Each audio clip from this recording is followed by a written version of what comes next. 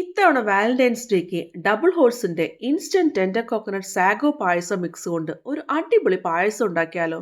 Welcome back dears. നമുക്ക് ആദ്യം ചൂട് കട്ടിയുള്ള പാത്രത്തിലേക്ക് 1.5 ലിറ്റർ പാല് ചേർത്ത് കൊടുക്കാം.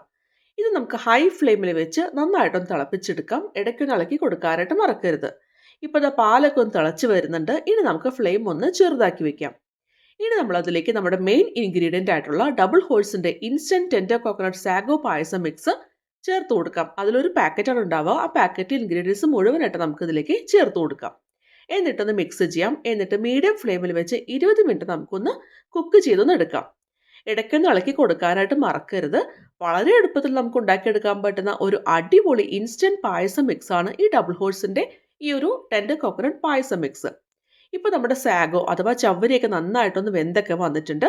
ഈ ഒരു കൺസിസ്റ്റൻസി എത്തിക്കഴിഞ്ഞാൽ നമുക്ക് ഫ്ലെയിം ഓഫ് ചെയ്യാം. ഇതിന് ഇരിക്കുന്തോറും കുറുകുന്ന ഒരു പായസമാണ്. ഇനി നമുക്ക് ചൂടാറുന്നത് വരെ വെയിറ്റ് ചെയ്യാം. ഇപ്പോൾ ദാ ചൂടൊക്കെ ആറി കഴിഞ്ഞിട്ടുണ്ട്. ഈ പായസമൊക്കെ നന്നായിട്ട് കുറുകിയൊക്കെ വന്നിട്ടുണ്ട്. ഇനി നമുക്ക് ഒരു 4 മണിക്കൂറെങ്കിലും ഫ്രിഡ്ജിൽ വെച്ച് ഒന്ന് തണുപ്പിച്ചെടുക്കാം. തണുപ്പിച്ചതിന് ശേഷം സെർവ് ചെയ്യുമ്പോഴാണ് ഈ പായസത്തിന് അടിപൊളി ടേസ്റ്റ് ഉണ്ടാവുക. അതുപോലെ പെർഫെക്റ്റ് കൺസിസ്റ്റൻസി ആയിരിക്കും ഈ ഒരു ഇളനീർ പായസത്തിനുണ്ടാവുക. അപ്പോൾ ഇത്തവണ വാലന്റൈൻസ് ഡേക്ക് എന്തായാലും നിങ്ങളുടെ വാലന്റൈനെ സർപ്രൈസ് ചെയ്യാനായിട്ട് ഡബിൾ ഹോഴ്സിന്റെ instant tender coconut sago payasam mix കൊണ്ട് ഉണ്ടാക്കുന്ന അടിപൊളി ഇളനീർ പായസം ഒന്ന് ട്രൈ ചെയ്യണേ.